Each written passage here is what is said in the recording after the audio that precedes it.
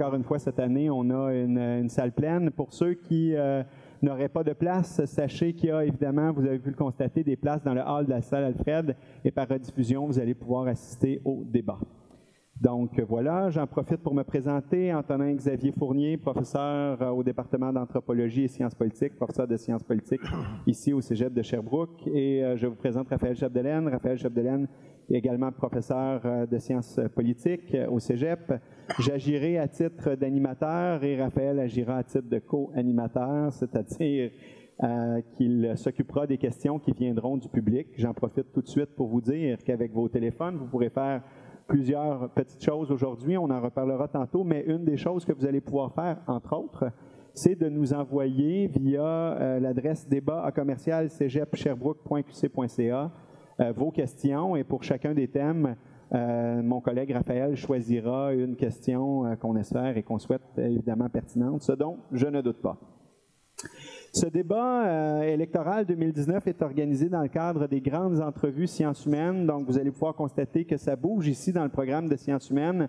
Et donc, on va organiser tout au long de l'année, pour les prochaines années aussi, des grandes entrevues qui auront lieu ici ou ailleurs, qui seront filmées et probablement retransmises ensuite sur le site du Cégep. C'est une première aujourd'hui, donc dans le cadre des grandes entrevues sciences humaines. On espère que ce sera une première d'une série, d'une longue tradition. J'aimerais souligner la présence, j'aimerais souligner en fait deux présences et inviter quelqu'un à venir en avant. La première présence que j'aimerais souligner, c'est que j'aimerais souligner la présence d'une cinquantaine d'étudiants du séminaire de Sherbrooke, accompagnés par M.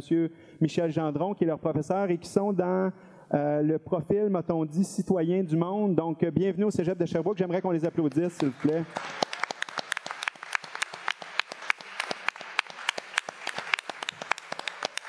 Donc, ça sera l'occasion pour vous de vous initier à la vie politique, au débat électoral. Donc, c'est une très bonne chose de nous avoir chez nous. Merci encore.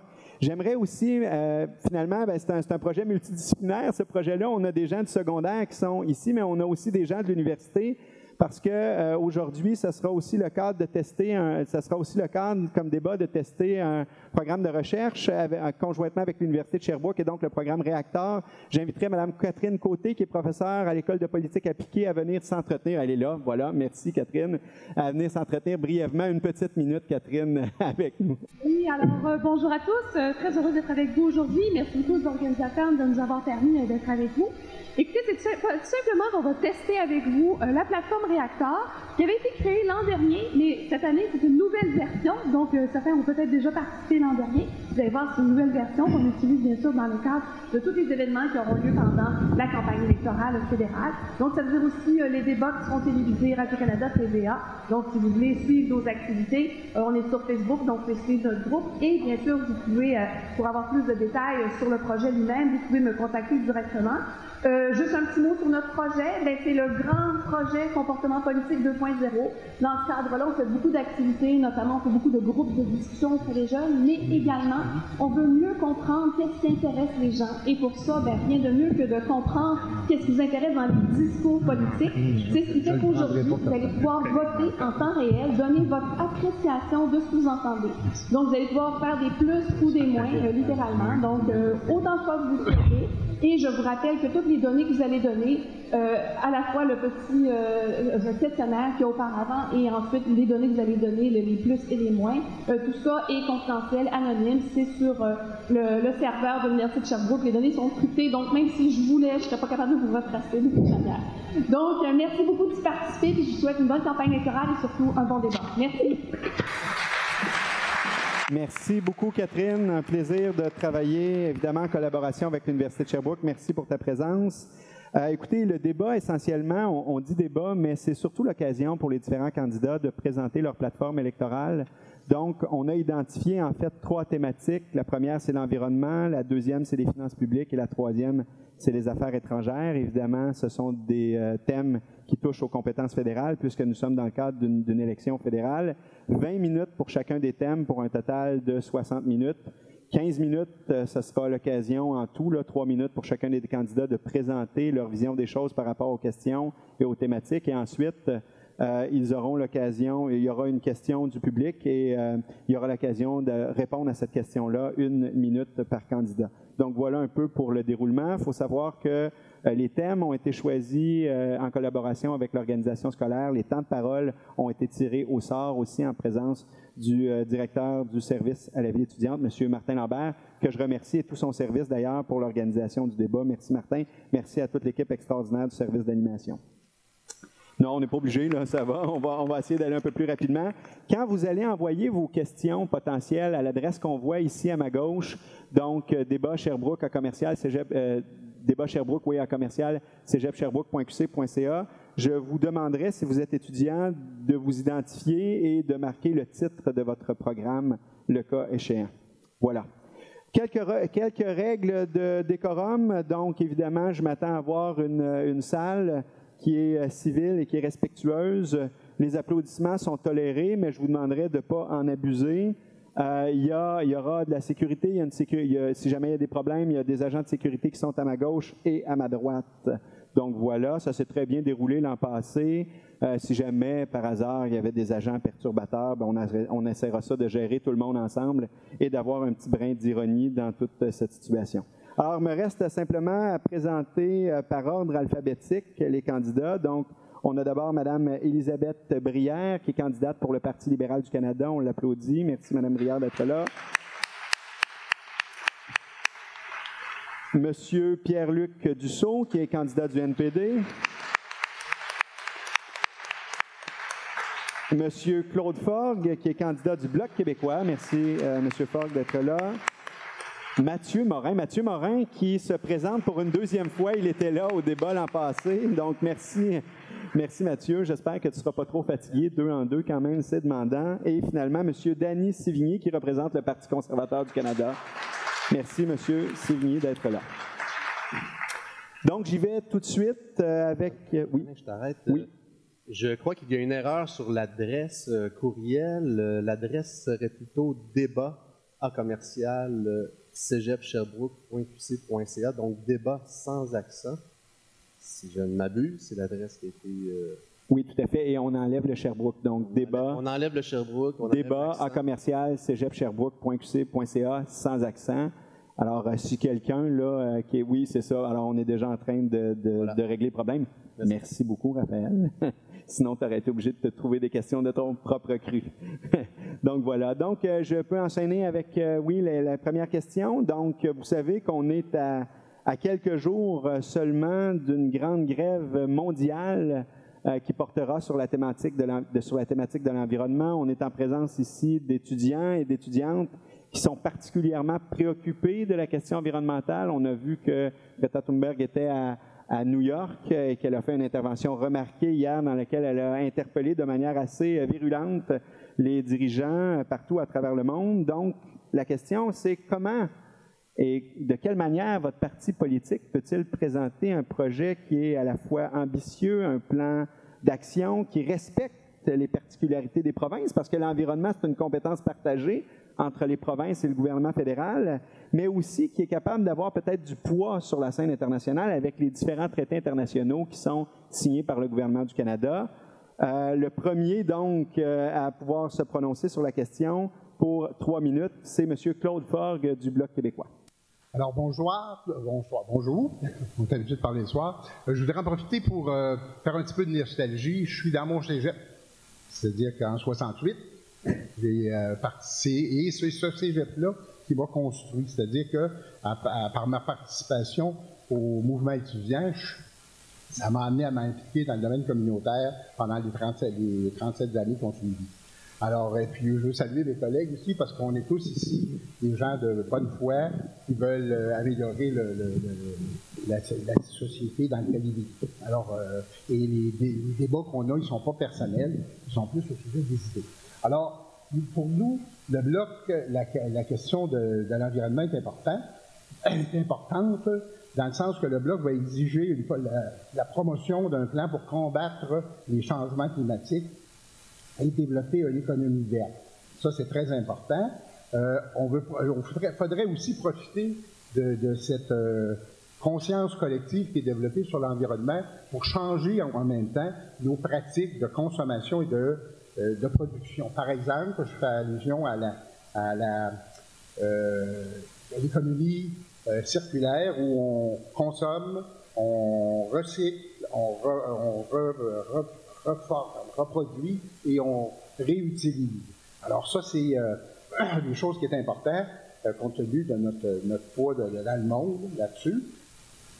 Malheureusement, le Canada et les libéraux ont peine à atteindre leurs objectifs de limitation des effets de serre, mais les conservateurs essaient de leur mettre les bons dans les roues parce que ça ne marche pas. Parce qu'eux, ce qu'ils veulent, c'est tout simplement laisser fonctionner le marché. Donc, puis tout cela, il y a une explication, c'est parce que le Canada est un pays pétrolier qui dépense 19 milliards par année pour développer le pétrole un peu partout au Canada. Nous proposons une réforme de fiscalité qui viserait à encourager ceux qui font des efforts et non ceux qui polluent. Et en plus, nous disons non au pipeline d'énergie Est qui est destiné à transporter plutôt le pétrole sale bitumineux de l'Ouest canadien sur notre territoire, qui ne nous donne absolument aucun avantage, sinon des inconvénients. Alors, je ne suis pas le chef du Bloc, mais je peux vous prédire que si vous donnez le balance du pouvoir au Bloc québécois, ça va être un motif pour faire tomber le gouvernement, pour nous assurer que ce pipeline ne coulera pas chez nous. Puis si vous pensez qu'on réussira peut-être pas, ben moi je peux vous assurer, vous pouvez douter, mais il y a une chose dont vous ne pouvez pas douter, c'est que si vous élisez une majorité des députés libéraux ou conservateurs, eux autres ils vont voter à 100%, comme ils l'ont toujours fait, pour les desiderata de leur gouvernement. Alors, nous autres, qu'on propose, c'est l'électrification des transports, cibler les réductions les plus importantes, une étude pour les transports importants, puis rendre accessible l'achat des voitures électriques. En passant, je suis, moi et ma conjointe, on a acquis une auto électrique pour mener la campagne qui est dans l'entrée. Alors, donc, c'est important à ce niveau-là. Pour ce qui est des investissements, on se rappelle qu'on a investi 19 milliards, à savoir la moitié du déficit, 4,5 millions pour le Trans Mountain, 9,7 millions pour agrandir le pipeline. C'est pas certainement pour jouer au Monopoly. Puis 2,7 pour encourager les investissements. En terminant, M. Ford, rapidement. Ça nous dit aussi, en passant, que si Québec est indépendant, on n'aurait pas à discuter avec eux, on pourrait prendre nos propres décisions. Merci. Merci beaucoup.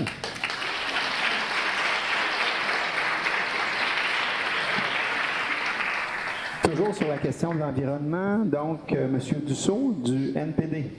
Merci Antonin, merci d'être là tout le monde. Vraiment un grand plaisir de voir en si grand nombre rassemblés pour ce débat électoral, donc heureux de voir la jeunesse qui s'intéresse et qui s'implique en politique. Puis vraiment heureux aussi que ce soit la première question aujourd'hui dans ce débat, le thème de l'environnement, parce que pour nous, c'est au cœur de notre plateforme. Et puis déjà au mois de juin, on a annoncé notre plan pour l'environnement qui s'appelle « Le courage d'agir ».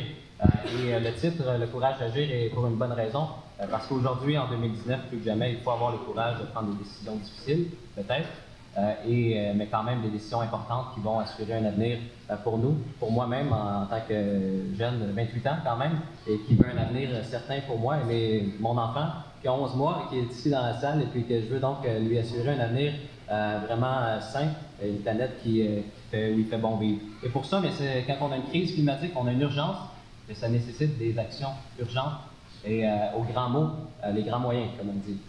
Et c'est ce qu'on a décidé de faire dans cette campagne, de placer l'environnement au cœur de nos priorités. On s'est donné des cibles ambitieuses pour limiter le réchauffement climatique à moins de 1,5 degrés Celsius, parce que vous le savez comme moi, les jeunes ici, on s'entend que 1,5 degrés, c'est un seuil critique qu'il ne faut pas dépasser. Et donc, il faut prendre les grands moyens pour y arriver. Nous, c'est notre cible qu'on s'est donnée. Et pour atteindre cette cible-là, ça prend des mesures. On ne peut pas juste envoyer des chiffres en l'air et dire oh, on va atteindre nos cibles, puis on va faire ce qu'il faut, puis faites-nous confiance. Il faut des mesures ambitieuses. Et nous, ce qu'on prévoit, c'est l'électrification d'abord des transports, parce qu'il s'agit de la troisième source d'émissions de gaz à effet de serre, le transport seulement, de passagers de marchandises.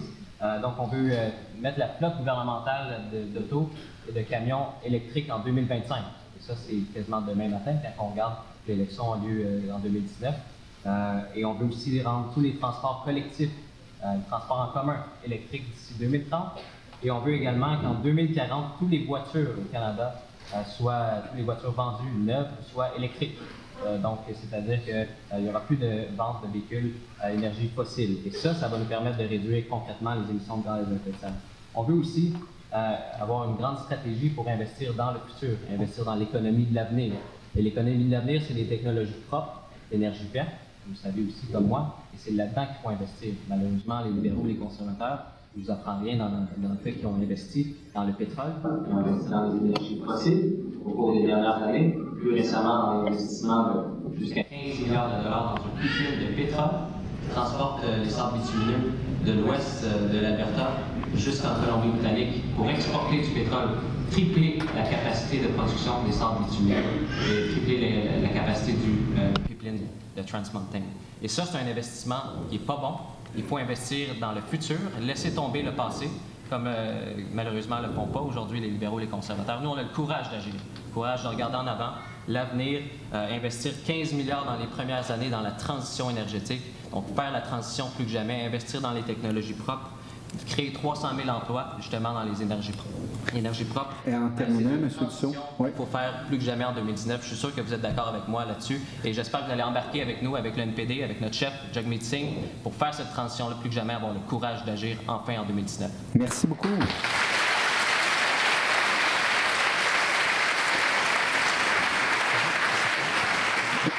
Monsieur Morin, donc représentant du Parti vert, on a hâte de vous entendre sur cette question. Oui, le plan environnemental du Parti vert du Canada est le plus ambitieux. Nous voulons réduire de 60 % les émissions de gaz à effet de serre d'ici 2030 et atteindre la carboneutralité en 2050. Ce ne sera pas une mission qui va être facile, mais c'est certainement une mission qui va être possible. Notre plan prévoit une réduction drastique des sables bitumineux et un arrêt complet d'ici 2035. Toutes subventions aux énergies fossiles seront également coupées. Les emplois perdus seront transférés vers le secteur des énergies renouvelables sans grande difficulté. Nous allons également bloquer tout nouveau projet d'exploitation d'énergie fossile, ce qui inclut l'annulation du pipeline Trans Mountain, mais également du projet de gazoduc au Québec. Les fonds récupérés permettront de nous assurer que la totalité de l'électricité utilisée au Canada proviendra de sources renouvelables d'ici 2030. Le Québec aura également son rôle à jouer dans cette transition, notamment en raison de son expertise, mais également en exportant son hydroélectricité vers d'autres provinces. Toutes les sources d'émissions de gaz de CO2 seront soumises à la taxe carbone, dont les revenus seront entièrement redistribués aux Canadiens et aux Canadiennes, jetant ainsi les bases d'une forme de revenu minimum garanti. Au niveau des transports, nous interdirons la vente de véhicules à essence d'ici 2030 pour ensuite les retirer complètement de nos routes en 2040. Un plan de transport national sera mis en place afin de favoriser le transport ferroviaire et par autobus électrique, ce qui réduira le besoin de développer les aéroports régionaux comme l'aéroport de Sherbrooke. À Sherbrooke, justement, les mesures vertes permettront le développement du réseau de transport en commun, cyclistes et piétonniers, sans oublier que les efforts seront concentrés sur l'aboutissement du projet de train Montréal-Sherbrooke. Nous veillerons également à protéger notre réserve d'eau potable et à assurer une meilleure gestion des déchets en visant le zéro déchet. Vous voyez, se battre pour l'environnement, ce n'est pas synonyme de récession économique. Les grandes lignes que je viens de vous présenter, c'est seulement une partie réduite de notre plan en matière d'environnement. Le Parti vert existe depuis les années 1980 et nous avons toujours été clairs dans le besoin d'agir pour l'environnement. Nos positions sont empreintes d'une grande expertise et ne sont pas présentes seulement quand l'environnement devient un enjeu d'actualité. Le Parti vert est le seul parti ici qui perdra toute sa crédibilité s'il ne met pas l'environnement de l'avant à la Chambre des communes. L'élection de députés verts est donc une forme de garantie que l'environnement sera à l'avant-plan en politique canadienne. Je sais que dans la salle, il y a probablement des gens de plusieurs affiliations politiques. Mais les élections de 2019 sont en quelque sorte une forme de référendum sur le climat. C'est à cette élection-ci, les gens ont l'occasion de choisir. Soit d'y aller vers un parti qui a vraiment à cœur l'environnement et d'agir concrètement, soit de choisir un parti qui est plus pro-pétrole. J'espère que vous allez être en mesure d'effectuer le bon choix dans l'isoloir le 21 octobre prochain, mais j'espère surtout que vous allez vous rappeler que le Parti vert du Canada sera le seul parti qui sera encore vert après les élections. Merci beaucoup, M. Morin.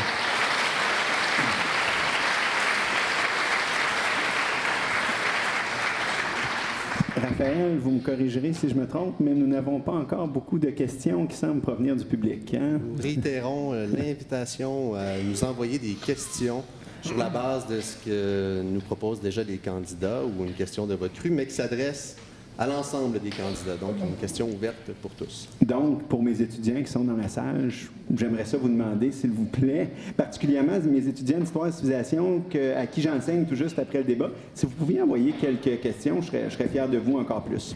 Donc, voilà. Je suis très fier de tous mes étudiants. Vous allez perdre 5 points chacun. Oui, non, je ne leur donnerai pas de points, par exemple, ça. Rassurez-vous, Mme Brière. Donc, on est rendu à M. Sévigny et le Parti conservateur sur la question de l'environnement. Alors, bonjour tout le monde. Permettez-moi de vous remercier de votre présence et de votre intérêt que vous portez à cette campagne électorale. Voilà pour moi une excellente occasion de vous présenter plusieurs de nos propositions touchant les 3 thèmes d'aujourd'hui. En matière d'environnement, je suis très fier du plan que propose le Parti conservateur. En effet, contrairement au gouvernement actuel, nous avons un plan, un vrai, qui propose plus de 55 actions très précises pour réduire les gaz à effet de serre de CET, et ce, dans tous les secteurs d'activité au Canada. D'ailleurs, je vous invite d'aller voir sur Internet unvraiplan.ca pour en prendre connaissance. Le Parti conservateur est de loin le seul parti qui propose un vrai plan pour protéger l'environnement et avoir un réel impact sur la réduction des émissions globales, et ce, de façon réaliste et réalisable. Plutôt que de nuire à des entreprises, notre parti a choisi de travailler à les convaincre d'investir davantage dans les nouvelles technologies vertes afin qu'elles puissent réduire substantiellement leurs émissions de gaz à effet de serre. Un futur gouvernement conservateur investira dans la recherche et dans le développement de nouvelles technologies. Et ça, c'est une bonne nouvelle pour nous. On le sait, nous avons la chance d'avoir ici, dans nos universités, un des meilleurs groupes de chercheurs du pays en matière d'environnement. De plus, à Sherbrooke, plusieurs entreprises se démarquent à l'échelle mondiale dans la production de technologies environnementales innovatrices, comme par exemple Enerkem et plusieurs autres. Il y aura donc pour nos chercheurs et nos entreprises une opportunité exceptionnelle d'aller chercher de nouveaux fonds et stimuler ainsi l'économie régionale, tout en créant chez nous de bons emplois. Aussi, grâce à la création du Fonds pour l'innovation et les technologies vertes, nous allons supporter financièrement la recherche associée au développement de nouvelles énergies propres, comme par exemple l'électrification des transports. Notre plan environnemental pourrait donc avoir un impact positif majeur en recherche et en développement de nouvelles technologies, en ajustant les possibilités d'exportation de ces technologies partout sur la planète. Nous pourrions créer à Sherbrooke un véritable écosystème vert. Plusieurs autres mesures viendront aussi soutenir et stimuler ce secteur de l'économie. Par exemple, nous proposons la création d'un crédit d'impôt pour les brevets verts. Nous créerons également un guichet unique en ligne pour les créateurs de technologies vertes afin de les aider à trouver des talents, de l'information et des ressources tant dans le secteur public que privé. Autrement dit, ce que le Parti conservateur propose, c'est un vrai plan environnemental global et intégré qui réunira technologie, économie et résultats.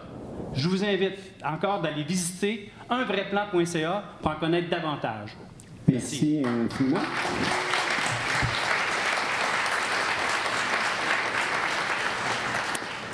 Merci, M. Sévigny. Alors, je terminerai avec Mme Brière. C'est ce qui conclura la thématique de l'environnement. Ensuite, on ira avec des questions potentielles du public. Oui, Mme Brière.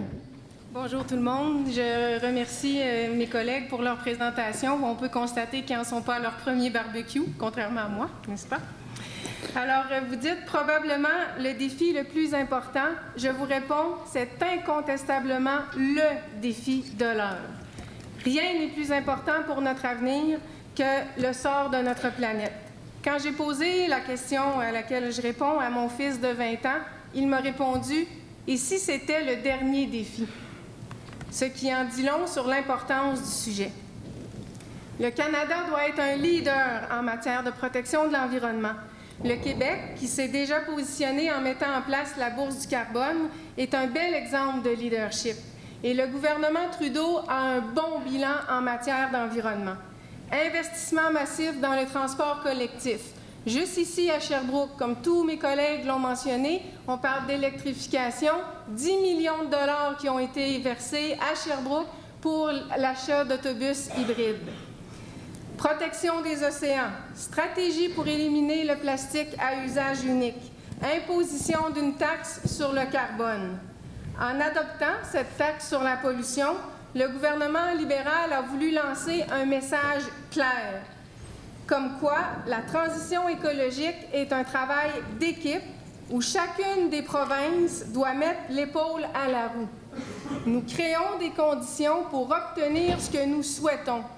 Une baisse des émissions, un environnement sain et des débouchés pour les entreprises qui ont des solutions propres. Notre gouvernement appuie massivement les mesures d'action climatique au Québec, en octroyant plus de 260 millions dans le cadre du Fonds du leadership pour une économie à faible émission de carbone. Nous souhaitons transmettre notre ambition. Les entreprises qui ont reçu du financement au cours du premier mandat libéral ont été celles qui proposaient les solutions les plus innovatrices et éco-responsables. À titre d'exemple, Domtar a reçu près de 2 millions pour transformer la biomasse ligneuse en biocarburant de pointe. Kruger a reçu près de 14 millions pour des installations pour produire le tout premier papier alimentaire 100% recyclé et biodégradable. C'est, par exemple, les sacs pour les baguettes de pain qu'on achète. Des entreprises peuvent amortir immédiatement le coût réel du matériel de production d'énergie propre pour stimuler les nouveaux investissements et l'adoption de technologies propres. Cette économie est en transition. Il faut s'assurer que chaque région canadienne puisse faire cette transition sans provoquer de rupture sur le plan économique. C'est ce qui explique l'achat du pipeline. Le gouvernement Trudeau fait migrer l'économie canadienne vers une économie verte de façon graduelle. On voudrait tous mettre la switch à off, plus avoir à utiliser de pétrole, plus avoir de plastique dans nos vies. Mais est-ce que c'est réaliste? Qui d'entre vous est venu en voiture ici aujourd'hui? Qui a un cellulaire? Qui a un portable?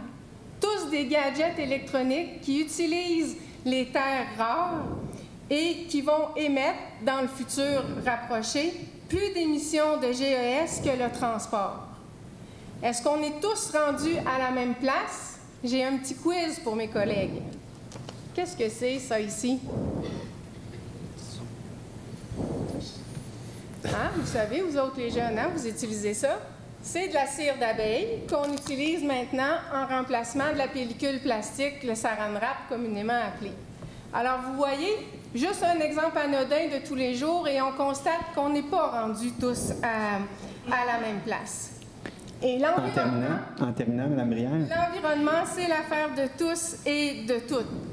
Alors, nous réalisons des progrès importants. Il faut faire plus vite et plus loin. Merci beaucoup.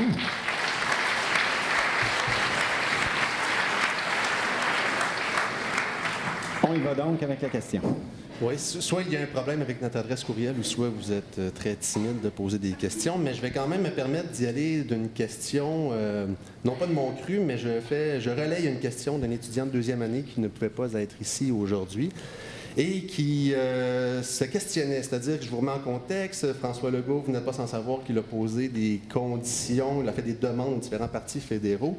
Et sur le thème de l'environnement, le premier ministre Legault a demandé à ce que les différents partis reconnaissent que le Québec puisse être le seul à procéder à des évaluations environnementales en ce qui concerne tous les projets sur son territoire.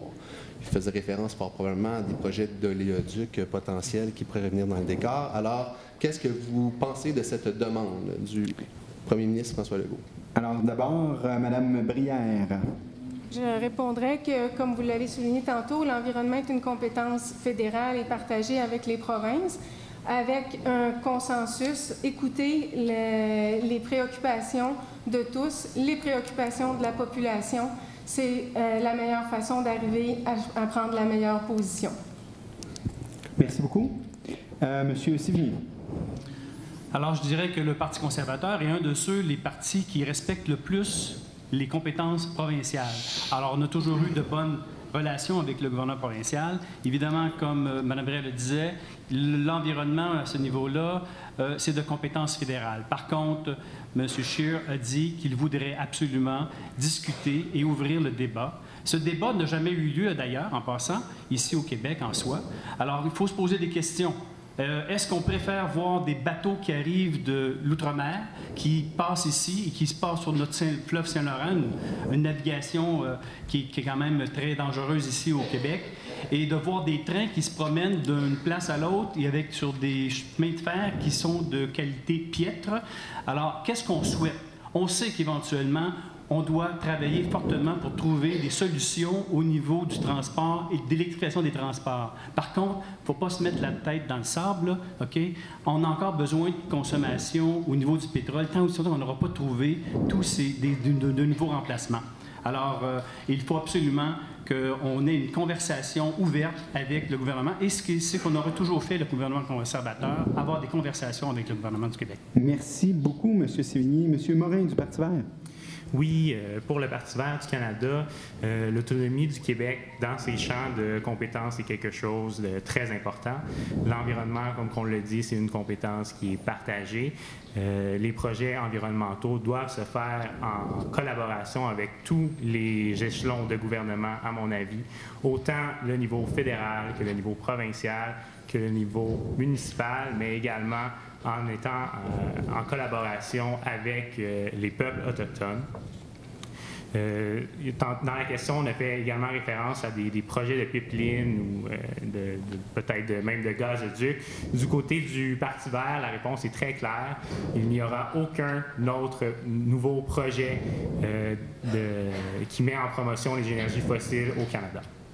Merci beaucoup, M. Morin. Et finalement, on termine avec le candidat du Bloc, M. Claude Forgue. OK, bien, dans le fond... Oh, je m'excuse, M. Claude Forgue. J'ai sauté un droit de parole. Vous m'excusez, sincèrement. Je m'excuse. Oui, c'est vrai, on était rendu au MPD. Pierre-Luc Dussault, oui, on vous écoute. Oui, je m'excuse. Pas de problème. C'est une très bonne question. Et puis, nous, on s'est engagé, justement, la semaine dernière à Sherbrooke. On a annoncé notre vision pour le Québec. Et puis, donc, au-delà des mots et des motions qu'on peut adopter en Chambre des communes pour reconnaître la nation québécoise, une société distincte, il faut le faire dans les gestes. Et nous, depuis bien longtemps qu'on a reconnu que le Québec a droit à plus de pouvoir, plus d'autonomie, justement parce qu'on reconnaît qu'elle c'est une province différente. Et à ce sujet, on a annoncé à Sherbrooke, notre chef Jagmeet Singh était ici pour annoncer qu'il allait permettre au Québec de faire les évaluations environnementales sur les grands projets d'hydrocarbures, parce qu'on connaît l'expertise du Québec avec le BAP, pour faire de telles études environnementales et évaluations. Et on a confiance, donc, que dans des gestes, on peut aussi reconnaître l'autonomie du Québec et permettre de faire ces évaluations pour les projets d'hydrocarbures.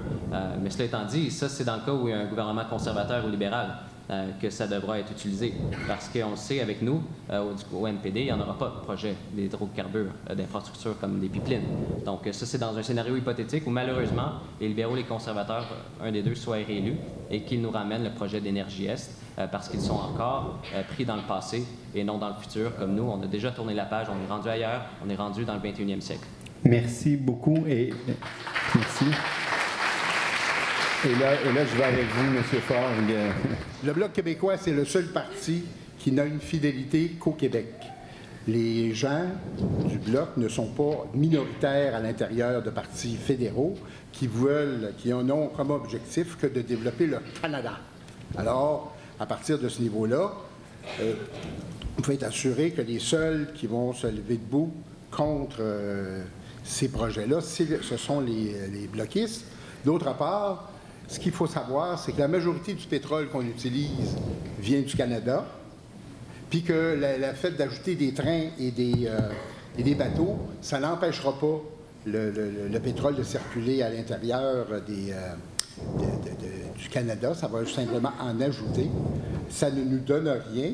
Nous allons payer pour. Alors, ça sera une belle occasion d'appuyer à 100% le gouvernement autonomiste du Québec pour peut-être réaliser qu'à un moment donné, si on veut avoir le contrôle sur nos affaires, ben, il ne faut pas être dépendant des étrangers.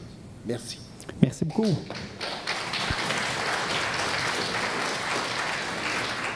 Ce qui nous amène au deuxième thème aujourd'hui. Deuxième thème qui touche aux finances. Non, j'y vais avec la question, c'est vrai. Non, la question est faite, c'est beau. Tout simplement pour rappeler qu'il ne peut y avoir qu'une seule question du public par thème. Donc, à partir de maintenant, envoyez des questions, s'il vous plaît, sur la base du deuxième thème. Oui, voilà. Donc, j'enchaîne avec le deuxième thème. Merci, Raphaël. Donc, deuxième thème qui porte sur les finances publiques du gouvernement fédéral. Donc, les citoyens du Québec paient évidemment beaucoup d'impôts qui s'en vont au gouvernement fédéral. Donc, évidemment, on doit être préoccupé par cette question-là. Et vous savez, si vous ne le savez pas, je vais vous l'apprendre, on est dans une 11e année de croissance économique. La croissance économique s'est beaucoup accélérée au cours des 4 ou 5 dernières années. On est en situation de plein emploi au Québec, entre autres. La croissance économique maintenant au Québec a dépassé celle d'une province richissime comme l'Alberta. Et donc, habituellement, après une dizaine d'années, il y a toujours une récession économique qui pointe son bout du nez. Elle arrivera un jour ou l'autre. Et selon vous, les candidats des partis politiques, est-ce que vous jugez que les finances publiques du gouvernement fédéral sont suffisamment solides pour faire face à cette récession économique qui pointe le bout du nez, même si on n'est pas encore capable de dire quand précisément elle arrivera? Donc, dans un premier temps, sur ce thème, on commence avec le Parti conservateur et M. Sévigny. En matière de finances publiques, c'est clair que le Parti libéral présente un bilan catastrophique et qu'il faut que ça change. Après avoir promis en 2015 de rétablir l'équilibre budgétaire en 2019, Justin Trudeau admet aujourd'hui que le déficit accumulé depuis le début de son mandat atteindra les 60 milliards. Mais la vérité, selon le directeur parlementaire du budget, c'est que le déficit atteindra plutôt 71 milliards de dollars. Je m'adresse à vous, plus particulièrement les jeunes qui êtes ici aujourd'hui. Il est très important de comprendre que tous ces déficits sont financés par votre carte de crédit. Et retenez bien qu'un jour ou l'autre, c'est vous qui allez le payer, cette fameuse carte de crédit. Ça s'appelle passer ces erreurs sur le dos des générations futures. Est-ce vraiment ça que vous voulez? Cette situation est d'autant plus inquiétante que tous les experts économiques, comme vous le disiez, voient une récession se pointer à l'horizon. Comment, comme pays, peut-on faire face à une telle récession si nous sommes déjà en situation de déficit? Un jour ou l'autre, la réalité nous rattrapera. Et ce sont les contribuables canadiens, et particulièrement vous, les jeunes, qui aurez à payer pour la mauvaise gestion de Justin Trudeau. Lui-même qui disait que le budget s'équilibrait tout seul dans le futur. La bonne nouvelle, vous avez la possibilité de changer de cap. Le Parti conservateur propose de réparer les dégâts causés par Justin Trudeau aux finances du Canada. Ce que nous proposons sera de s'assurer de vivre selon nos moyens. Au Parti conservateur, nous croyons qu'il n'est pas nécessaire de faire des coupures drastiques pour équilibrer le budget. Nous proposons plutôt une approche responsable et mesurée en matière de croissance des dépenses. Une fois au pouvoir, nous allons commencer par couper les subventions aux grandes entreprises qui n'en ont pas de besoin. Un exemple, saviez-vous que le gouvernement Trudeau a donné à l'Obla 12,5 millions pour changer ses réfrigérateurs, quand eux-mêmes ont généré 750 millions de profits la même année? Ça, c'est ce qu'on appelle du gaspillage de fonds publics. Avant de couper dans les programmes, c'est à ce genre d'aberration que nous voulons mettre un terme. Voilà le genre de décision que nous voulons prendre pour réduire le déficit et cesser d'endetter les générations futures. D'ailleurs, un gouvernement conservateur va mener un examen de tous les programmes de subvention aux entreprises, incluant les entreprises du secteur pétrolier et gazier, et éliminer tout ce qui ne profite pas aux Canadiens. Ce que nous voulons au Parti conservateur, c'est mettre moins d'argent dans les coffres des grandes entreprises et plus d'argent dans les poches des Sherbrookoises et Sherbrookois. Merci beaucoup, M. Sévigny.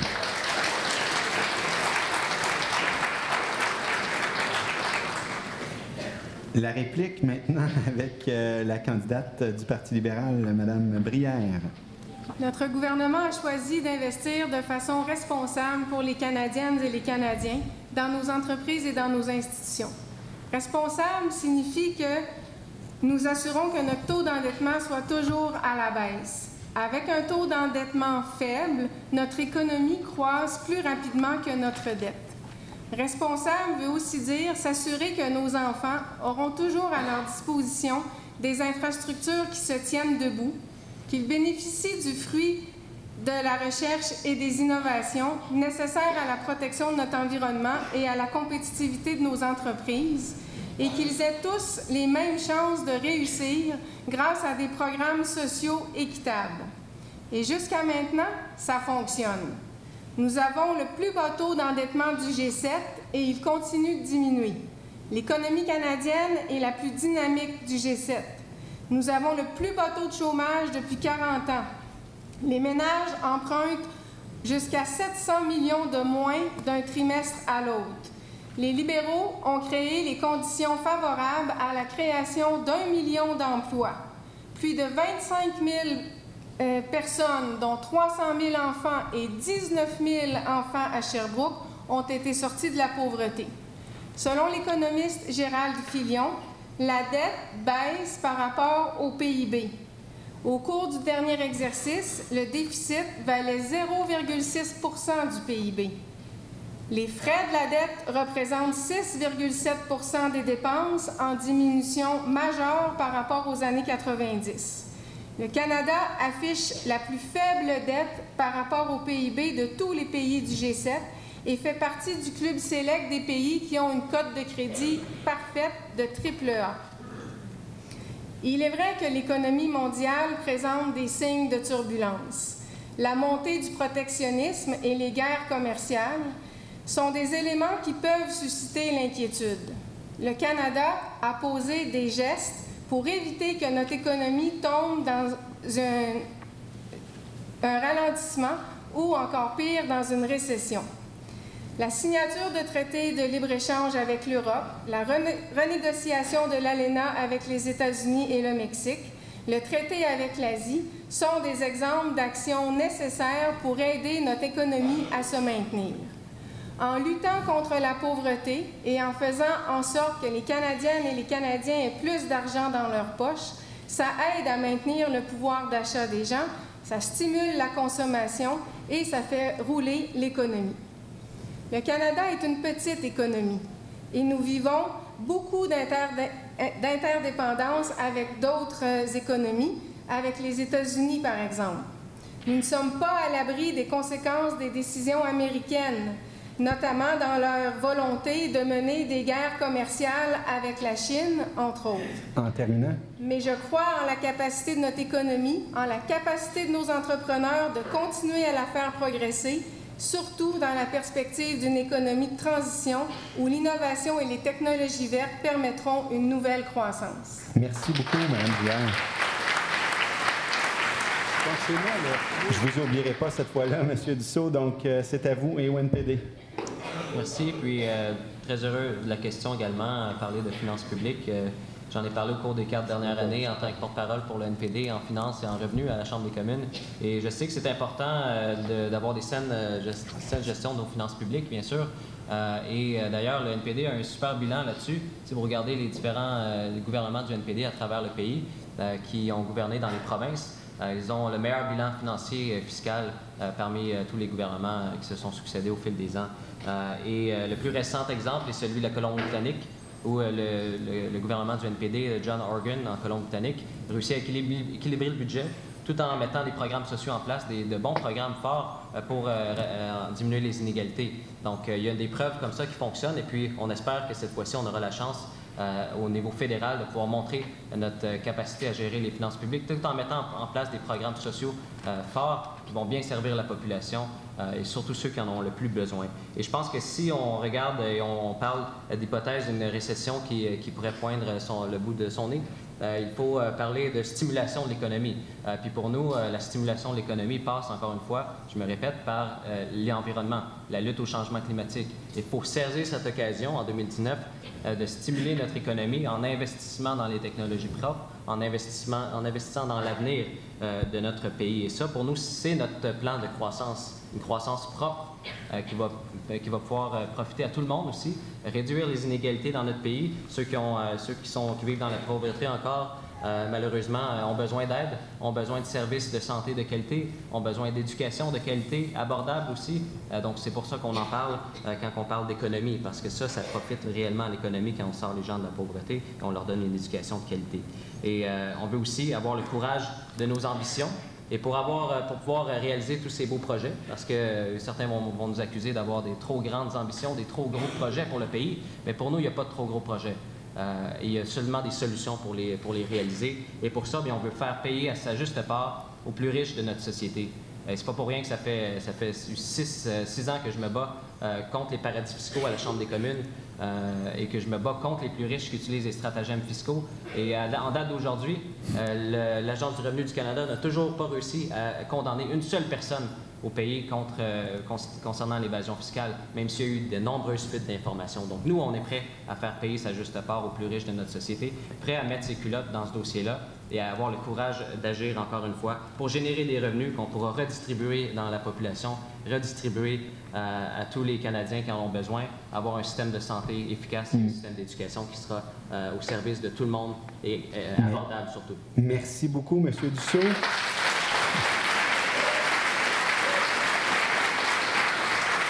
Monsieur Ford, sur le thème des finances publiques, j'aimerais qu'on ne s'écarte pas trop, même si, bien sûr, je suis un peu tolérant, là, mais allons-y sur le thème des finances publiques, M. Claude Fogg et le Bloc québécois.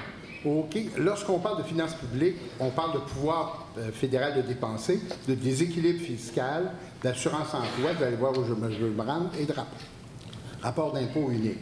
Au cours des dernières décennies, le fédéral s'est mis à dépenser dans les juridictions provinciales. Le provincial s'occupe des services à la personne, à la santé, l'éducation, etc. Puis le fédéral, c'est 30 provinciales, politique étrangère, etc. Ça, c'est pas vu, c'est pas possible avec ça de susciter l'adhésion et l'appartenance au Canada et de jouer au kit Kodak, d'avoir sa photo.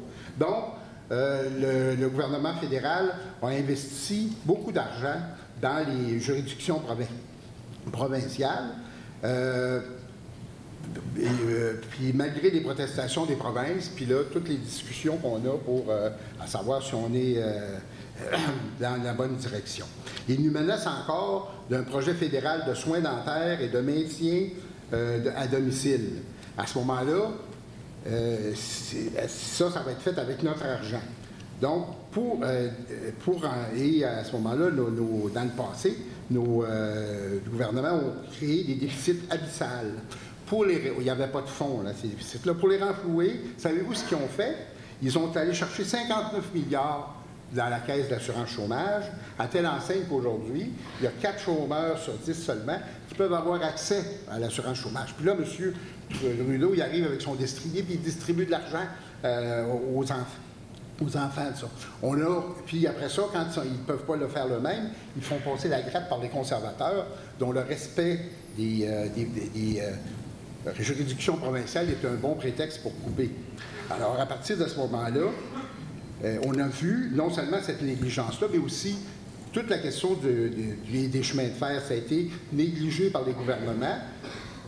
On a mis ça entre les mains du secteur privé, puis ça a fait des compagnies de broche à foin à ce niveau-là, sans compter le déficit au niveau du logement social. Puis là, avec 35 ou 75 millions, où est-ce que vous pensez qu'ils vont prendre cet argent-là si jamais l'économie n'allait pas bien? Le seul endroit qui reste, c'est dans les transferts qui sont donnés aux provinces au niveau de la santé et de l'éducation. Ça, s'il y a de moins en moins d'argent qui est transféré pour ces choses-là, attendez-vous à revivre des choses qu'on a déjà vécues, savoir que les dirigeants d'établissement vont dire que c'est le temps aux étudiants de payer. OK? Alors, nous autres, entre autres, on propose un régime, c'est-à-dire un rapport d'impôt unique qui est appuyé par l'ensemble des députés de toute tendance au niveau du Québec, puis qui nous permettrait des économies de plusieurs centaines de millions. Les libéraux et le NPD s'opposent à ça de peur de perdre des emplois. En terminant, M. Fogg. On sait qu'il n'y a pas un employé à Shawinigan qui travaille sur les impôts, sur les rapports d'impôts, puis en plus, on paye 21 des impôts, puis on a 12 des emplois. Ça veut dire que ça démontre, la question, c'est qu'on a un gouvernement de trop. C'est pour ça qu'on est dans la difficulté financière. Merci. Alors, merci beaucoup, M. Fogg.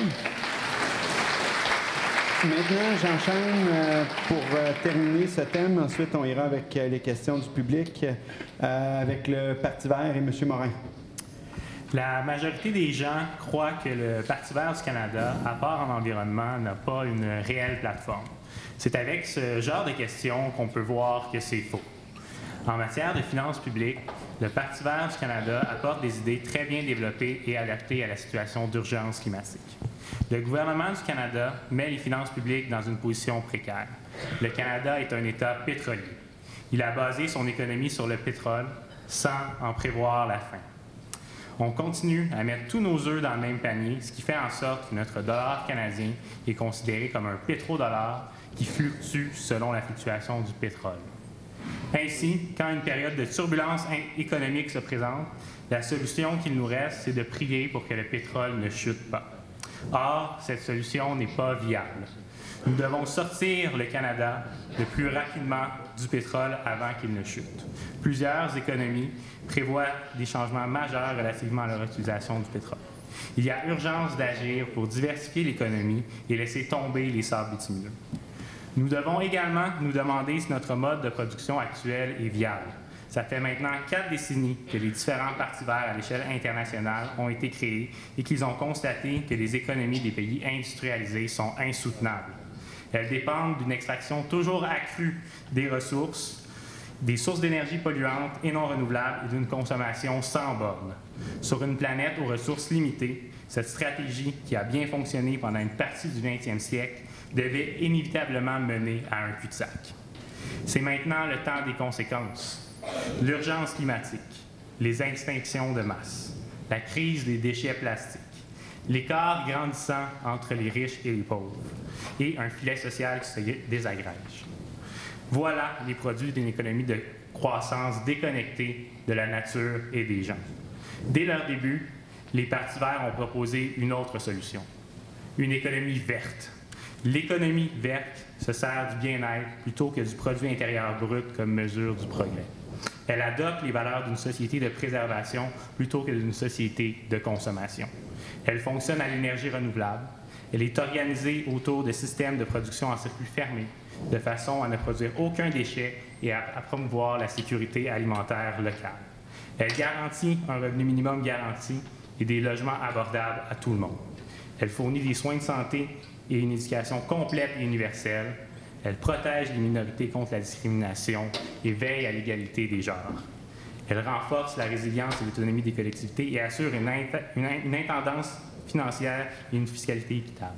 D'ailleurs, dans le plan du Parti vert, on prévoit un retour à l'équilibre budgétaire sur 5 ans. Je ne sais pas si vous êtes comme moi, mais quand j'ai constaté les bienfaits que pouvait nous amener une économie verte, je me suis dit que c'est comme ça que je veux que la communauté dans laquelle je vis soit. C'est dans cette communauté-là que je veux élever mes enfants. Mais, par contre, ce qui est désolant, c'est qu'actuellement, avec le gouvernement actuel, une telle situation n'arrivera jamais. Le 21 octobre prochain, j'aimerais ça que vous embarquiez avec moi dans ce beau projet et que nous mettons en place une société où il fait bon vivre. Merci beaucoup.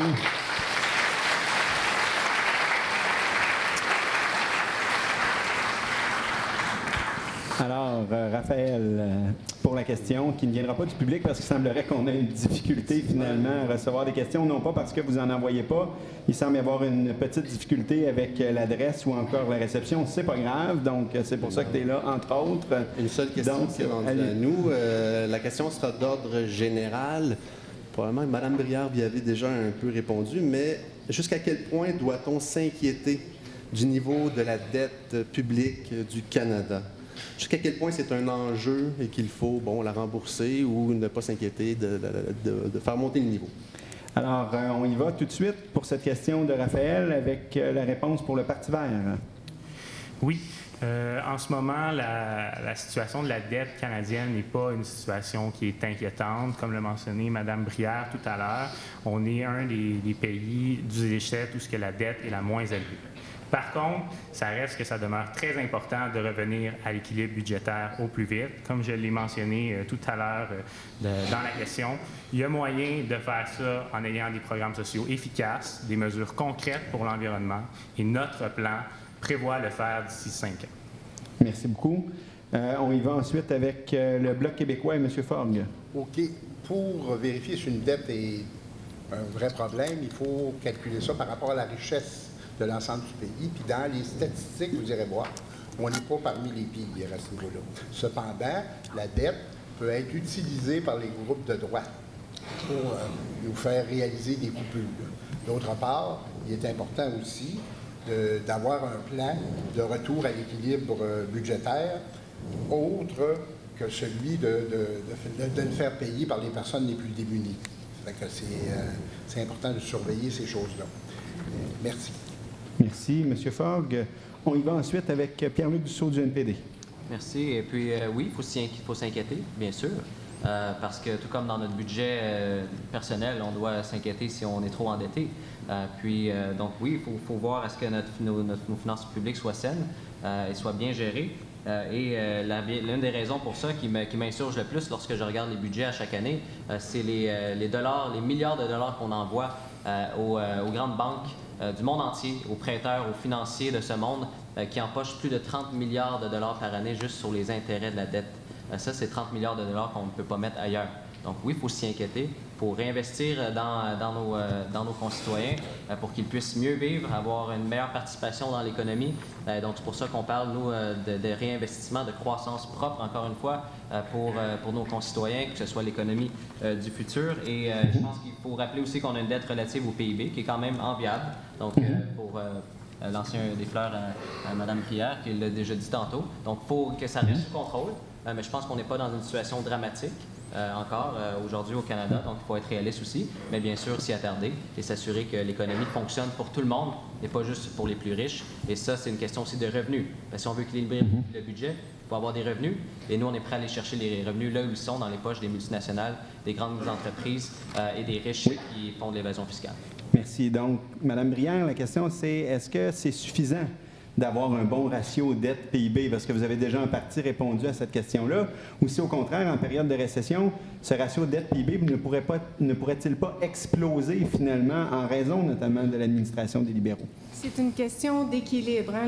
Le gouvernement Trudeau a choisi d'investir dans la classe moyenne en favorisant les programmes pour donner aussi de l'argent aux différentes entreprises et tout ça dans une transition vers les énergies vertes. Alors, c'est sûr que l'idéal, ce serait que, avec cet argent-là, cette croissance économique-là, permette que les entreprises puissent investir dans les énergies propres pour créer une nouvelle économie, une économie de transition.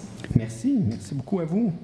Ce qui nous amène au thème numéro 3, c'est bien ça? Est-ce que je peux répondre? Oui, ben oui. Merci. Alors, quand décidément. Allez-y, M. Sévigny, on vous écoute. Merci de me dire que certaines personnes pensent que l'équilibre budgétaire va se faire toute seule, parce que c'est ce que le premier ministre a dit présentement, que ça va se faire toute seule par magie. Alors, j'aimerais rappeler aux gens, quand on parle de pauvreté, ici à Sherbrooke, là, et au Canada, c'est 47 500 $ approximativement, le seuil, la médiane des salaires. Ici à Sherbrooke, on est en bas on est autour de 45 000 $. Alors, quand on parle d'équilibrer le budget, mais je pense qu'il faut penser aussi à chaque personne qui sont ici dans la salle et d'autres qui ont de la difficulté à arriver à tous les mois, qui sont des fois à 200 $ et des fois moindres pour résoudre leur budget personnel. Alors nous, en tant que pays et le gouvernement conservateur, on veut effectivement couper dans des endroits où certains gouvernements ont fait. Donc, exemple, la nouvelle banque d'infrastructure, qui a 35 milliards qui a été mis dans cette infrastructure-là, qui, évidemment, est une perte parce qu'ils ont fait à peu près un projet qui est le REM, qui d'ailleurs on va garder parce que ça a un impact important pour l'environnement.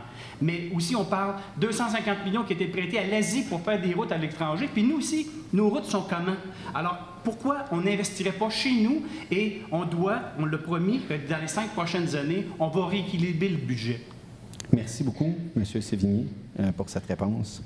Ce qui nous amène cette fois-là, bien comme il faut, au thème numéro 3.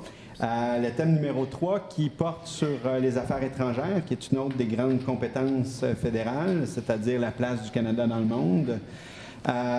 Vous savez, vous n'êtes pas sans savoir, tous les candidats, qu'on est dans une période de turbulence sur la scène internationale. On l'a vu avec l'élection de notre voisin, en fait du président de notre grand voisin au sud, la montée du populisme, pas juste en Amérique du Nord, mais aussi en Europe, la crise migratoire auquel on a assisté en Europe, entre autres, la polarisation qui est de plus en plus présente. Heureusement, le Canada semble quand même pas trop jouer dans ce terrain-là non plus durant cette campagne électorale, c'est une bonne chose, mais au-delà de ça, le Canada, comme puissance moyenne, parce que le Canada, c'est pas une grande puissance comme les États-Unis, comme la France, comme la Chine, le Canada, comme puissance moyenne, dans ce contexte d'instabilité, comment il peut arriver à prendre sa place et comment il peut arriver à jouer son rôle? Donc, voilà la question, et on enchaîne tout de suite avec Mathieu Morin du Parti vert. Présentement, nous sommes dans une période où l'on voit une instabilité économique due à de grandes tensions au niveau international. Souvent, les gens voient d'un bon œil les traités de libre-échange conclus par le Canada envers d'autres pays et on oublie rapidement les inconvénients. Pourtant, les traités de libre-échange placent les compagnies étrangères au-dessus de nos lois en leur permettant de les contester simplement parce qu'elles entrent en contradiction avec le traité. En plus, ce sont toujours nos agriculteurs qui en paient le prix fort. Une des plus grandes forces d'une nation, c'est sa capacité à se nourrir elle-même. Nous sommes en train de perdre cette capacité au détriment des pays étrangers, ce qui nous rend vulnérables à toutes sortes de pressions externes. Le Parti vert du Canada veut renforcer la position du Canada sur la scène internationale en favorisant l'économie locale. C'est-à-dire que nous voulons remplacer le tiers de nos importations alimentaires par de la production nationale, mais également en évitant de signer des traités internationaux contraignants et susceptibles de mettre nos lois canadiennes en péril. Le Canada, comme on l'a déjà mentionné, fera également face à une hausse de son immigration en raison des populations qui sont gravement touchées par la crise climatique. Les réfugiés environnementaux augmenteront en flèche et nous devons être prêts au Canada à en accueillir une partie. Pour ce faire, il faut voir l'immigration comme une richesse et non comme une menace. Nous allons instaurer une discussion nationale pour définir le terme « réfugié environnemental » et nous allons nous assurer d'en accueillir une proportion appropriée. Nous allons régulariser les critères reliés à l'immigration afin d'éviter les disparités de traitement entre les différents dossiers de réfugiés et des migrants. Et nous allons nous assurer qu'il existe une meilleure reconnaissance des crédits d'éducation et de la formation des immigrants. Un autre point que nous avons constaté lors de nos rencontres dans la circonscription de Sherbrooke est que les immigrants ont besoin d'être mieux orientés dans notre système. Il y a beaucoup de ressources qui existent à Sherbrooke en immigration, mais bon nombre d'immigrants ignorent leur existence. De plus, afin de réellement prendre sa place, le Canada doit devenir un leader mondial dans la lutte contre les changements climatiques. Nous devons nous sortir de notre réputation d'être un pays pétrolier. Un des meilleurs exemples que je peux vous donner, c'est que dans la plateforme du Parti vert, la plateforme entière a été conçue de façon à atteindre les 17 objectifs de développement durable de l'ONU. C'est quand même quelque chose qui n'est pas rien. Nous allons également mener par l'exemple et porter à 4 milliards de dollars par an la contribution canadienne au Fonds vert pour le climat et au Fonds pour l'environnement mondial. Prendre sa place sur la scène internationale, c'est aussi faire la promotion de la paix et du respect des droits de la personne. Nous allons signer et ratifier le traité sur l'interdiction des armes nucléaires, interdire les armes autonomes et travailler sur la ratification d'un pacte mondial les rendant illégales. Bien entendu, dans un souci du respect des droits de la personne, nous annulerons tous les contrats visant à fournir des véhicules blindés à l'Arabie saoudite et nous interdirons l'importation de pétrole saoudien. En terminant, M. Morin. Parfait. C'est pourquoi, afin de sortir le Canada de son état pétrolier et de faire de notre beau pays un leader en matière d'immigration, d'économie, d'environnement et de développement international, la meilleure chose que le Québec peut faire le 21 octobre prochain, c'est de voter vert afin de sortir le Canada de son état pétrolier. Merci beaucoup.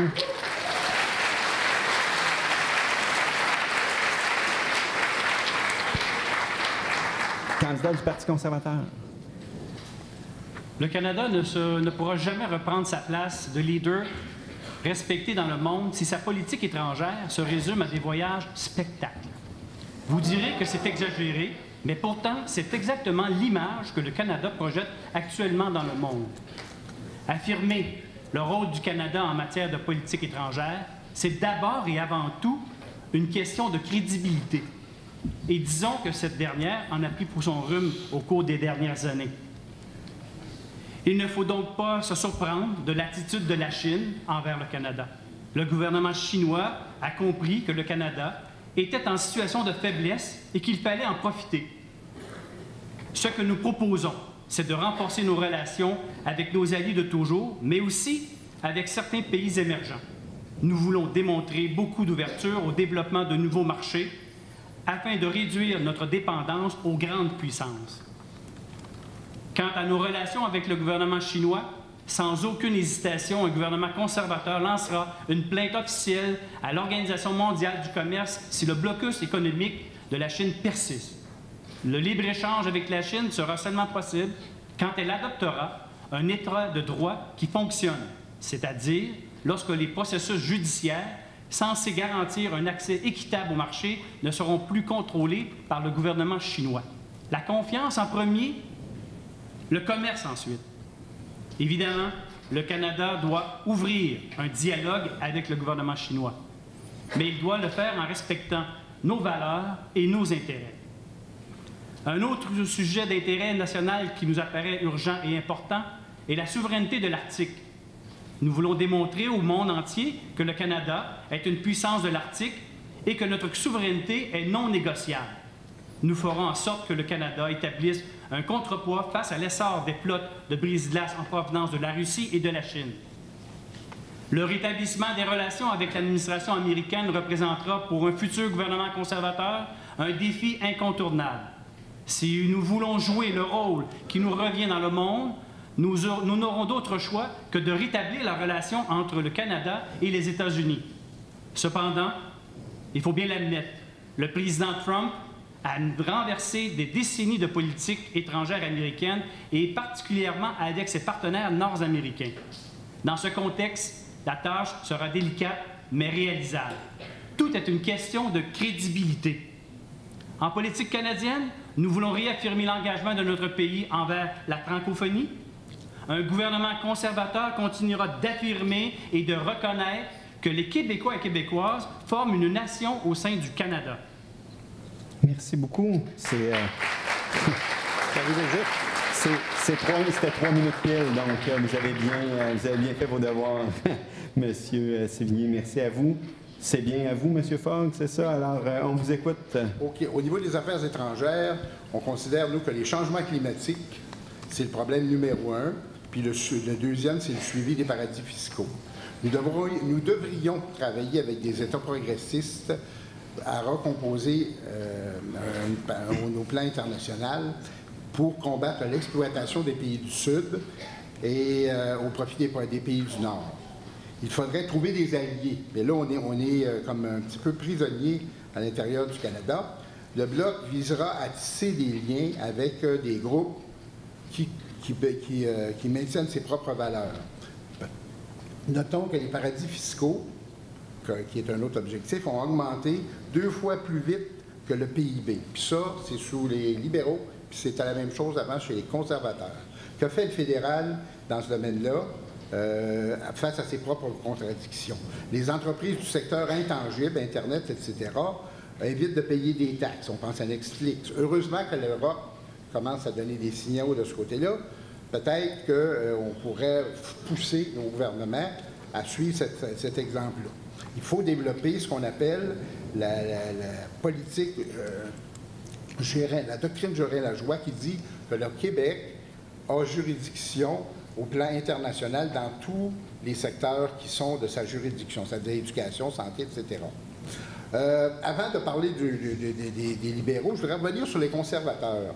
Pendant la période des conservateurs, le gouvernement canadien avait une très mauvaise réputation au plan international à cause surtout de la partisanerie pro-Israël uniquement de la part des conservateurs. On n'arrivait plus à se faire nommer nulle part.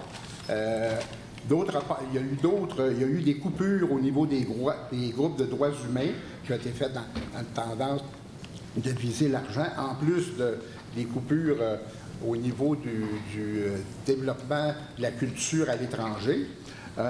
D'autre part, en 2010, le gouvernement conservateur a coupé un programme de planification de naissance qui préconisait l'avortement. Ils ont tellement fait rire d'eux autres qu'ils ont été obligés d'arrêter, là.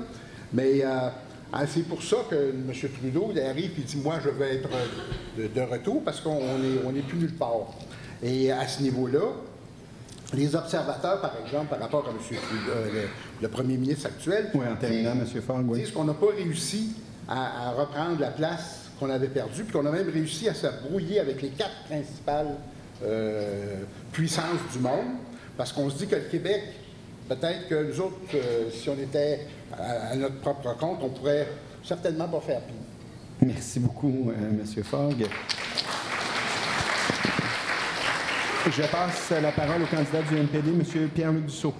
3 minutes toujours. Oui, merci. Puis très heureux aussi de pouvoir répondre à cette question si importante, parce que pour vous, je suis sûr, vous êtes aussi, comme moi, citoyen du monde maintenant. Et puis, vous ne voulez plus de barrières, pas érigées de murs et de frontières entre nos pays. Et je pense que vous êtes, comme moi, maintenant, ouvert sur le monde. Et c'est pour ça qu'il faut être fier d'être Canadien lorsqu'on voyage à l'étranger. Puis, dans les dernières années, c'était de moins en moins de cas. Pour ma part, je ne sais pas pour vous, mais avec les conservateurs qui ont vraiment changé l'orientation des politiques étrangères pour le pire, et les libéraux qui ont simplement eu des belles paroles et des gestes symboliques, mais quand vient le temps d'avoir des actions concrètes, quand vient le temps d'agir pour vraiment montrer c'est quoi nos valeurs, c'est quoi nos positions sur la scène internationale, eh bien, on fait des compromis. Puis le meilleur exemple a été cité tout à l'heure, c'est la vente d'armes à l'Arabie saoudite, où le gouvernement dit une chose, vouloir se tenir debout pour les droits humains, mais de l'autre côté, signe un contrat d'armement avec l'Arabie saoudite. Et on sait, en Arabie saoudite, il y a une concitoyenne de Sherbrooke qui a son mari qui est pris, emprisonné encore là-bas aujourd'hui. Et donc, il faut placer les droits humains en premier dans nos échanges avec les pays étrangers. Il faut se tenir debout, avoir le courage de dire non lorsqu'il est nécessaire. Puis dans des cas comme l'Arabie saoudite, il aurait fallu dire non et assumer nos valeurs fondamentales ici au Canada. Et je pense qu'il faut reprendre aussi la réputation qu'on avait il y a bien longtemps, où on était vu comme un acteur de changement positif, un acteur de paix, un intermédiaire aussi dans les discussions lorsqu'il y a des conflits à l'international. Et donc, nous, on veut ramener, évidemment, ce rôle-là du Canada pour que quand on voyage, on continue d'être fiers d'être Canadien, de participer à la paix mondiale. Et là-dessus, on veut travailler sur le désarmement nucléaire, qui est très important pour nous, dans cette instabilité-là mondiale et le danger nucléaire qui existe encore bien réellement. On le voit aux nouvelles encore récemment. Donc, il faut travailler pour le désarmement, investir dans l'aide internationale pour aider notre prochain, non seulement au Canada, mais à l'étranger. Parce qu'il ne faut pas juste voir la misère ici dans notre pays, il faut la voir ailleurs ici et les aider. Parce que c'est pas normal qu'on se ferme les yeux devant la misère à l'étranger, des gens qui sont dans le besoin, qui ont besoin de notre appui. Donc, l'aide internationale, on veut atteindre l'objectif de 0,7 du PNB, qui est un objectif qui s'était décidé il y a plusieurs décennies, que le Canada n'a jamais atteint. Au contraire, les libéraux, en ce moment, ont le niveau d'aide internationale le plus bas en 50 ans. Quand on regarde le niveau d'investissement relatif au PNB. Et en commerce international, bien, je pense qu'encore une fois, je veux revenir sur le sujet de l'environnement. Peut-être que vous allez me trouver fatigant avec ça, mais je pense que c'est l'enjeu prioritaire notre plateforme est l'environnement au cœur de nos idées. Et c'est pour ça qu'il faut prendre le relais dans le commerce international pour investir dans les technologies propres, investir dans l'économie du futur, pour être les premiers sur la scène internationale à prendre les devants, puis à commercialiser des produits qui vont avoir de faibles émissions de gaz à effet de serre et qui vont nous permettre d'être des leaders et exporter à travers le monde les nouvelles technologies propres qui vont faire la fierté du Canada. Merci beaucoup, M. Dussault.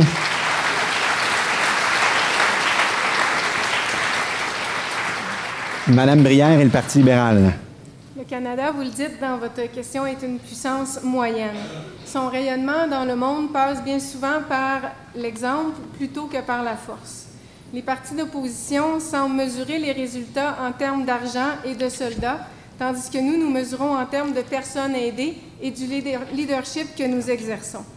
C'est d'ailleurs ce qui nous mène à entretenir des relations les plus productives possibles avec l'ensemble des pays de la planète.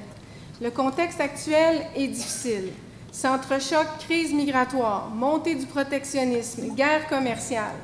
La présence d'un président polarisant comme le président Trump n'aide pas. Ce monde polarisé dans lequel le Canada doit évoluer, avec l'émergence de plusieurs leaders populistes, comme au Brésil ou en Angleterre, par exemple, fait en sorte que nous devons travailler encore plus fort. Je défie quiconque de me dire comment le Canada aurait pu faire mieux dans ses relations avec les États-Unis que le gouvernement Trudeau et sa ministre des Affaires étrangères, Chrystia Freeland.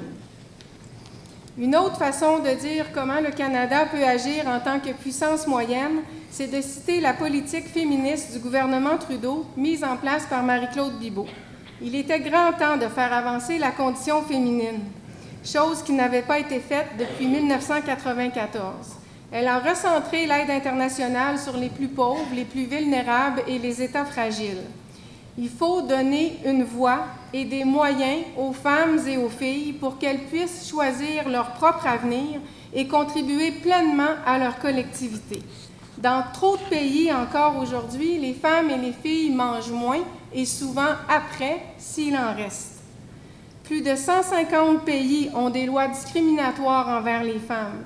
Plus de 15 millions de filles sont mariées avant l'âge de 18 ans.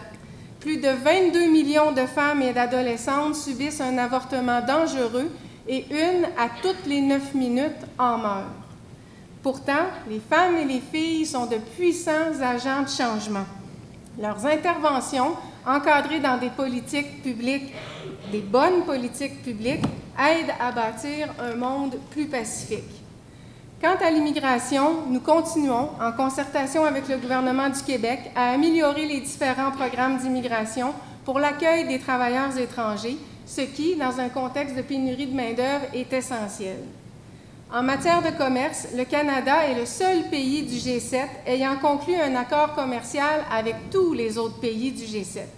Aussi, nous avons assumé un rôle de chef de file dans les efforts de réforme de l'Organisation mondiale du commerce pour diminuer les inégalités économiques dans le monde.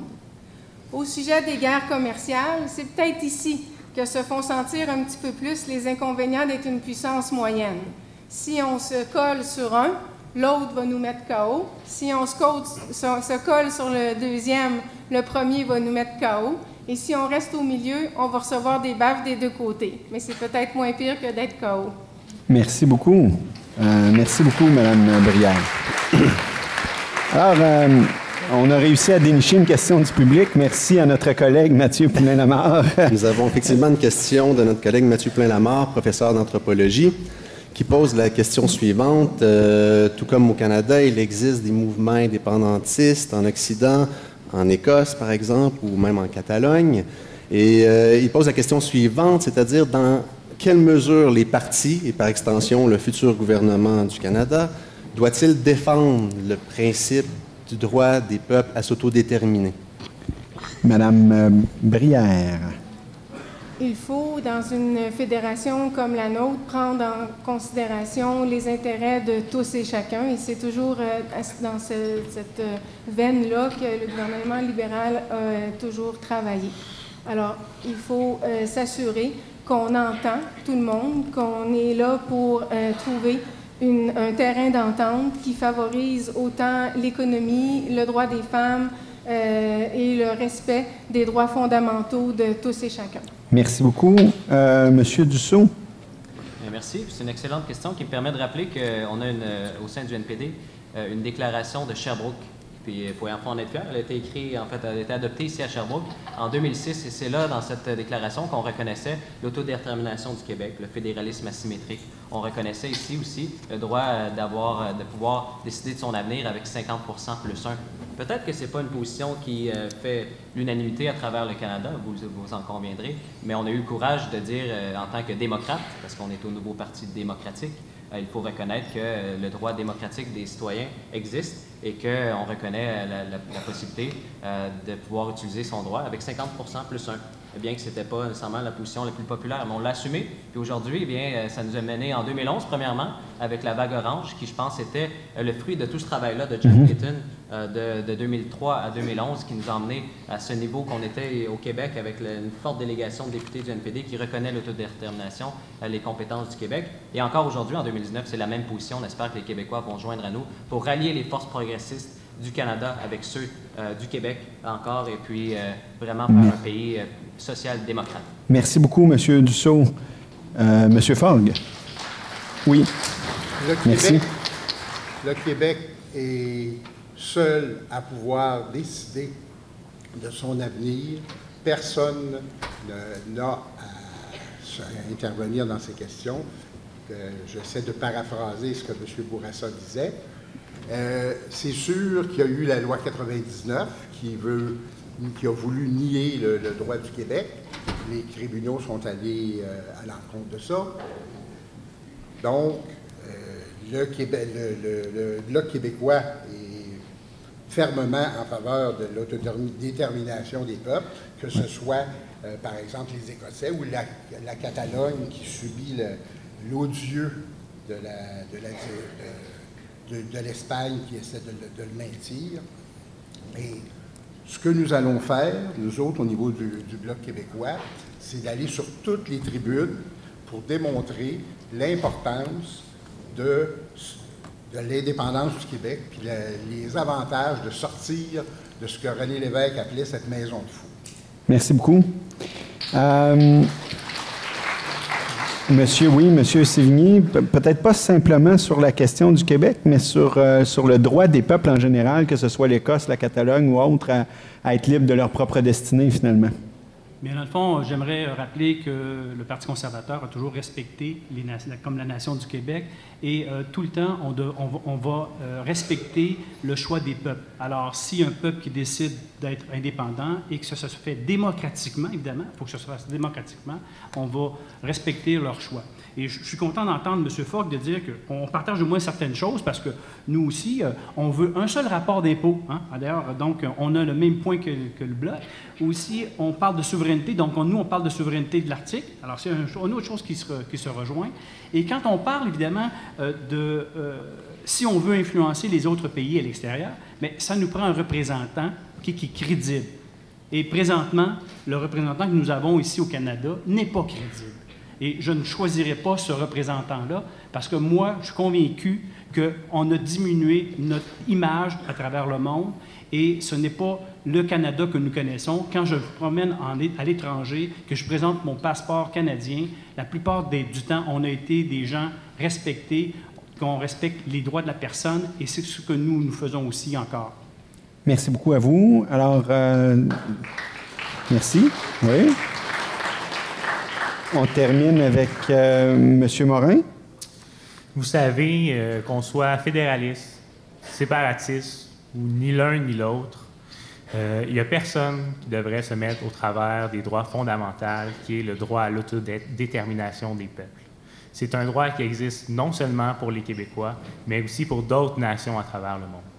C'est un droit qui pourrait également s'étendre aux communautés autochtones canadiennes qui ont eux aussi le droit à l'autodétermination des peuples. Le Parti vert a toujours été respectueux de l'autonomie du Québec dans ses champs de compétences. Si jamais il y avait un référendum et que le Québec décidait qu'il voulait devenir indépendant, le Parti vert respecterait cette décision-là et ne lui mettrait pas de bâton dans les roues. Merci beaucoup. Je pense qu'on peut applaudir l'ensemble des candidats. C'est ce qui... merci. C'est ce qui... Merci. C'est ce qui met fin à ce débat. Je voudrais d'abord remercier l'ensemble des candidats évidemment pour la hauteur du débat. Vous avez été à la hauteur, j'espère, des jeunes qui vous ont écouté aujourd'hui. Remercier évidemment les étudiants qui étaient présents dans la classe, qui étaient présents dans la salle. Merci pour votre écoute.